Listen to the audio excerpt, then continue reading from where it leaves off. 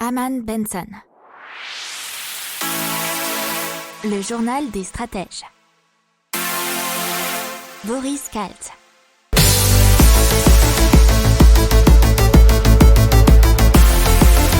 Bonjour à tous et bienvenue dans le journal des stratèges pour l'intégrale Tech, Impact et Éco de la semaine. Je vous souhaite une excellente journée. Et donc Air France, la Commission européenne qui a approuvé un projet de l'État français d'accorder jusqu'à 4 milliards d'euros d'aide pour recapitaliser la compagnie aérienne. Alors, comment ça va se faire? C'est la conversion du prêt d'État de 3 milliards d'euros qui avait déjà été accordé par la France, qui va être converti bien entendu, et ensuite une injection de capital par l'État qui est ouverte aux actionnaires existants, mais aussi au marché. L'État français sera autorisé à monter à un peu moins de 30% du capital d'Air France. En ce moment, c'est environ 15%. Et Air France devra également céder 18 créneaux de vol à d'autres compagnies sur l'aéroport parisien d'Orly. Mais ils ont réussi à obtenir de ne pas le faire à ceux qui font du dumping social et fiscal. On parle des chiffres et déficits publics de la France qui devrait atteindre 9% du produit intérieur brut en 2021, selon les chiffres donnés par Bruno Le Maire. C'était prévu que ça soit aux alentours de 8,5 dans le projet de loi de finances initiale. La dette publique passera quant à elle de 115 à 118% du PIB pour 2021. Le gouvernement revoit aussi la prévision de croissance économique qui devrait être de cette année de 5% au lieu de 6% estimé. Les suites de l'affaire Crédit Suisse et Archegos Capital. Et donc Crédit Suisse a annoncé la réduction de son dividende 2020 et une baisse de la rémunération de ses principaux dirigeants à la suite de la perte estimée de 4,4 milliards de francs suisses, soit un peu plus de 4 milliards d'euros liés à la chute du fonds américain Archegos Capital. Crédit Suisse table désormais sur une perte avant impôt d'environ 900 millions de francs suisses et donc aux alentours de 900 millions d'euros. Donc dans l'économie, on va vous parler du procès Natixis. Natixis, c'est le bras financier de Banque Populaire Caisse d'Épargne, et plusieurs personnes et donc se sont constituées en partie civile pour réclamer plus de 5 millions d'euros pour l'indemnisation de la crise des subprimes. Il faut remettre dans le contexte et en substance, fin 2006, Natixis s'est introduit en bourse avec un prix par action à 19 €. En novembre 2007, dans un communiqué sur ses résultats du troisième trimestre de l'année, il faut savoir que Natixis a indiqué que les risques portés par les banques sur les subprimes, les crédits hypothécaires distribués aux États-Unis, étaient limités et donc ne les impacteraient pas, de façon très limitée. Pour autant, fin 2006 en bourse, l'action de Natixis, fin 2009 était cotée à moins d'1 €. Donc de 19,55 fin 2006, elle est passée à moins d'1 € en 2009. Donc vous comprenez la grogne des actionnaires. Et donc le FMI qui recommande de recourir à une taxe mondiale provisoire sur les multinationales et les plus aisés. Puisque apparemment les gouvernements ont besoin de plus de recettes fiscales pour les redéployer à cause de la crise bien entendu, pour les soins de santé, l'éducation et les filets de sécurité sociale. Alors on parle du coup d'augmenter les impôts sur les plus riches ou les entreprises ayant fait le plus de bénéfices. Alors on parle d'une fiscalité provisoire, donc techniquement de quelques années avant de revenir à la normale. Mais on parle aussi d'un accord mondial sur une fiscalité minimale, c'est-à-dire un impôt minimal, que ce soit pour les entreprises et pourquoi pas pour les particuliers également. Allez, on parle télétravail qui est en hausse selon un sondage de Harris Interactive qui est intervenu début avril. Puisque 37% des actifs ont travaillé à la maison et 54% disent que leur métier peut être exercé en télétravail. Alors 15% pour l'instant l'ont fait à temps complet. Parmi les actifs qui pouvaient travailler facilement, enfin télétravailler plus exactement, 67% l'ont fait et 37% ont travaillé à temps complet. Pour autant, dans les 19 départements français qui étaient déjà soumis à des restrictions sanitaires, 74% des salariés l'ont fait, ceux qui pouvaient télétravailler facilement, et le travail à télétravail à 100%, il a progressé de 9 points. Donc 2020 qui a été une année record pour les ventes de vélos en France, puisqu'on a dépassé les 3 milliards d'euros, selon les chiffres donnés par la Fédération d'Union Sport et Cycle.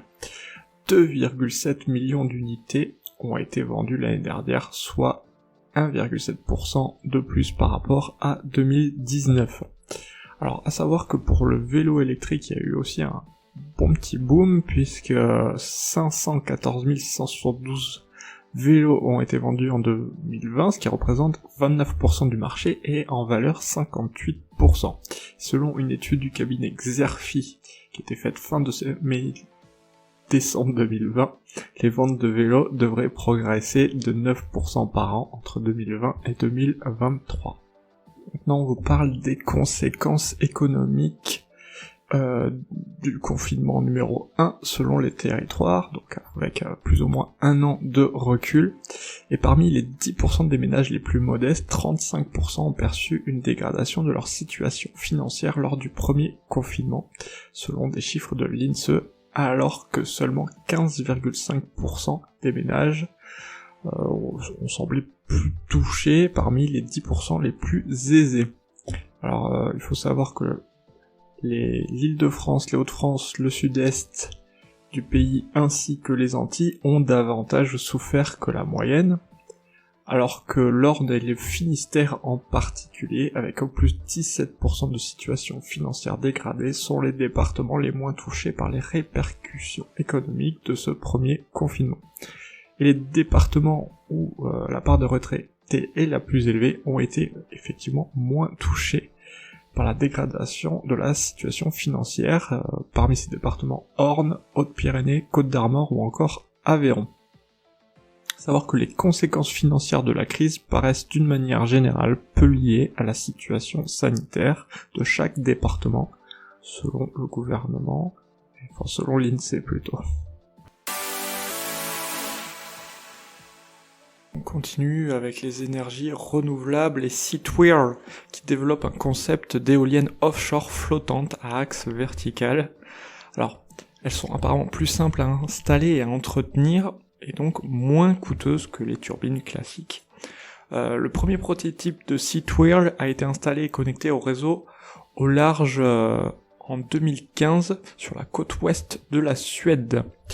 Il s'agissait d'un modèle réduit d'une puissance de 30 kW, alors que maintenant il développe une machine d'1 MW dénommée S2, dont les pales verticales auront une longueur de 40 mètres. Après une nouvelle série de tests sur un prototype qui sera installé dans la mer de Norvège, il compte la commercialiser dans le courant de l'année prochaine. Dans une étape ultérieure, l'entreprise projette la conception d'un modèle plus puissant de 3 à 8 MW pour les projets de parcs offshore. Bon, alors c'est dans le cadre de la stratégie de développement des énergies renouvelables marines que l'Union Européenne a financé le projet de Seatwheel à hauteur de 2,48 millions d'euros via l'accélérateur EIC, European Innovation Council, à quoi se sont ajoutés 0,5 millions d'euros dans le cadre du programme Interreg. Et dans la tech, on vous parle de AI Ride, qui est un affichage tête haute qui s'installe sur tous les casques du marché, avec un module optique, un kit audio connecté à une app qui fonctionne sur iOS et Android et qui affiche les applications de plan Google Maps, musique ou encore Spotify. Donc ce qui est très pratique pour continuer à regarder la route tout en ayant ces informations. Et c'est déjà en vente sur leur boutique. Donc on passe à Gabi Smart Care, qui est un monitoring et une plateforme numérique avec bracelet connecté pour les enfants plutôt en bas âge, y compris les bébés prématurés. Alors cette plateforme permet le suivi de 8 paramètres de santé, niveau d'oxygénation du sang, rythme cardiaque, etc. et propose un rapport d'évaluation de la santé pédiatrique de l'enfant basé sur des données, des prédictions personnalisées. Alors le dispositif est maintenant prêt et en test dans plusieurs hôpitaux belge partenaire, il doit passer l'étape de l'étude clinique. Il y a aussi une étude clinique qui a été lancée aux États-Unis pour que le dispositif médical soit certifié fin 2022 sur les deux marchés et puisse être commercialisé. À noter sur le volet financier qu'ils ont levé 3 millions d'euros. On passe à Power Z ou Power Z, ça dépend, qui est un jeu vidéo éducatif pour les enfants âgés de 6 à 12 ans. Et alors, il y a plusieurs chapitres pour l'instant, il y en a 2. Premier chapitre, le but c'est d'acquérir des vocabulaires un peu plus complexes pour les enfants, alors que le second, c'est du calcul mental pour avancer dans le jeu. Alors la société est accompagnée de spécialistes de l'éducation pour aborder de nouveaux thèmes au fil du temps. Les enfants pourront aider et proposer des idées pour le développement. Ils ont déjà reçu apparemment 2000 messages d'enfants. Les parents peuvent contrôler le temps de jeu de leurs enfants via une application, et ce qui est original, c'est que le montant à payer pour jouer à Power Z est libre. Donc on passe au Stratobus. Le Stratobus, qu'est-ce que c'est ? C'est une plateforme stratosphérique à mi-chemin entre satellite dirigeable et le drone. Et ça a été créé par la société Thales Alenia Space. C'est une solution de transport, d'observation et de télécommunication écologique. On l'appelle un dirigeable du futur qui est destiné à des applications aussi bien civiles que militaires dans des domaines de l'observation de la Terre, la surveillance, la télécommunication, mais aussi la navigation. Alors il y a beaucoup d'innovations techniques à l'intérieur, notamment un concentrateur solaire qui lui permet de maximiser les watts, une pile à combustible réversible permettant de disposer à bord d'une quantité d'énergie de jour comme de nuit, ainsi qu'un anneau assurant la rotation du dirigeable pour qu'il soit toujours face au soleil. Donc ça va être lancé à Istres. Allez, un peu plus léger dans le journal des stratèges, on parle de paravol, c'est un parasol qui permet de protéger contre les vols et aussi contre le soleil bien entendu. Le parasol qui dispose d'un pied qui fait office de pelle, qui devient une ancre une fois enfoui dans le sable, et aussi d'un petit coffre-fort qui permet de mettre des objets à l'abri. Donc c'est très sympa et très pratique. Allez, on va vous parler de Room Monitor, qui est un mouchard anti-fêtard. Et donc, c'est par exemple pour les logements Airbnb qui sont vacants et en location. C'est un boîtier qui suit les courbes de niveau sonore pour détecter d'éventuelles anomalies, puisque si le seuil d'alerte est éteint, les occupants sont prévenus directement par appel et par SMS, et apparemment, selon Room Monitor, ce seul message suffit à faire tomber le niveau de décibels dans 70% des cas. Selon Room Monitor, toujours, les fêtes clandestines seraient en hausse de 25% depuis le 21 mars, les durcissements des mesures sanitaires dans certains nombres de départements. Et pour les 30% restants, ils peuvent envoyer une brigade sur place, seulement dans la région parisienne.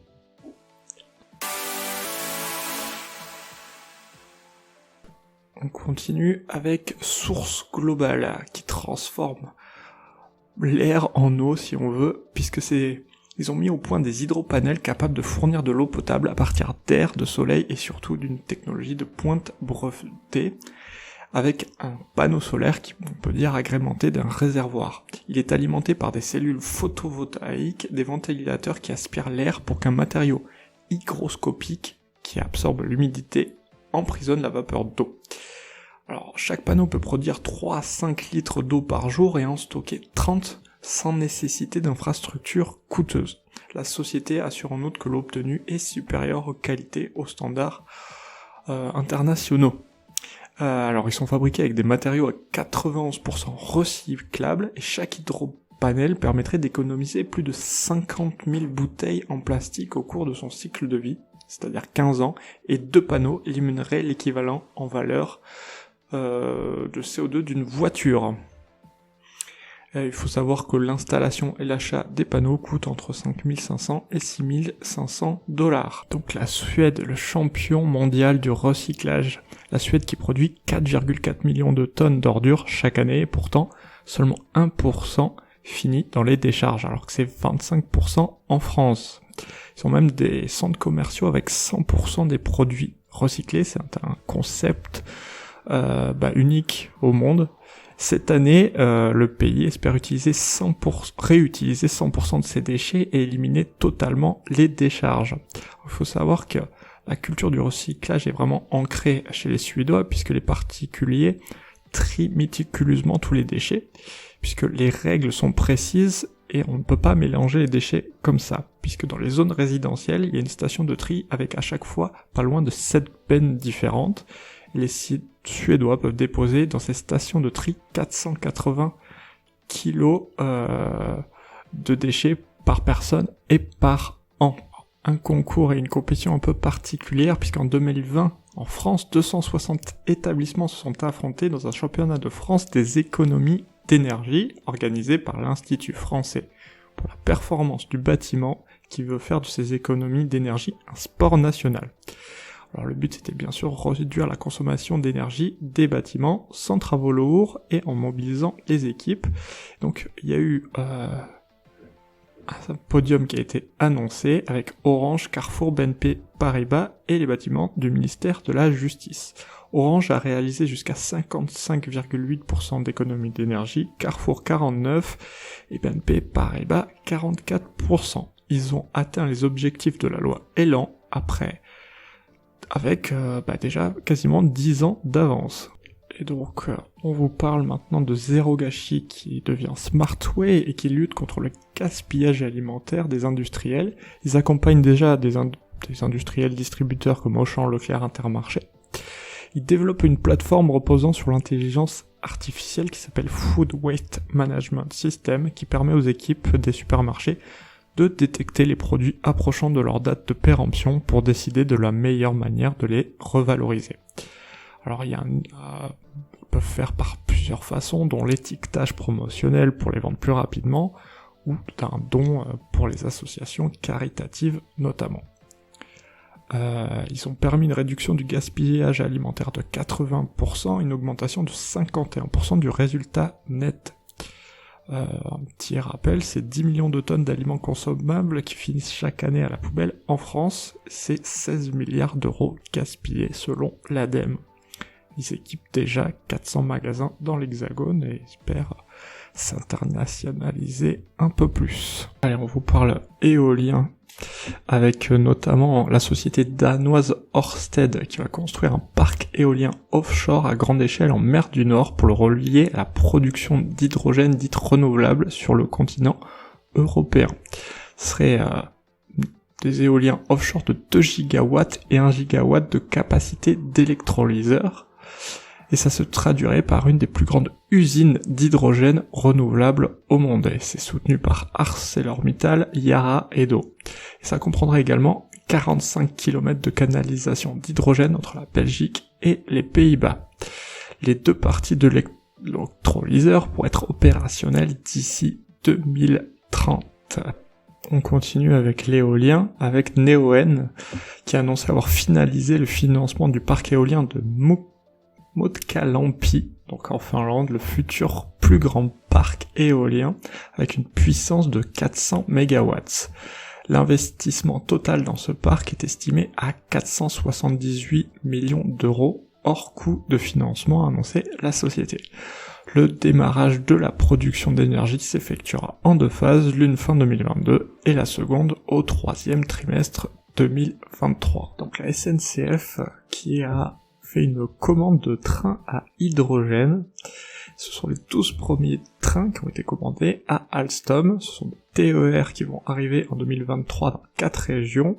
Ce sont des trains zéro émission qui seront en Occitanie, Auvergne, Rhône-Alpes, Bourgogne, Franche-Comté et Grand Est.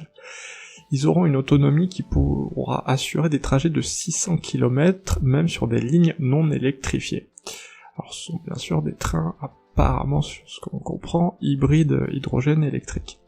Ces nouveaux trains seront 100% Alstom qui est pionnier dans le train à hydrogène avec une technologie qui est mise au point dans son usine de Tarbes notamment. On passe au solaire et plus particulièrement la cartographie des installations photovoltaïques. Et c'est Réuniwatt et IGN-FAV qui vont le faire pour l'Île-de-France, c'est pour le territoire de l'établissement public territorial Paris-Est, Marne et Bois, PEMB. ReuniWatt a créé une technologie qui lui permet d'identifier des installations solaires depuis le ciel qui est baptisée PARCS, pour Photovoltaic Atlas Captured from the Sky. C'est un atlas photovoltaïque capturé depuis le ciel en bon français.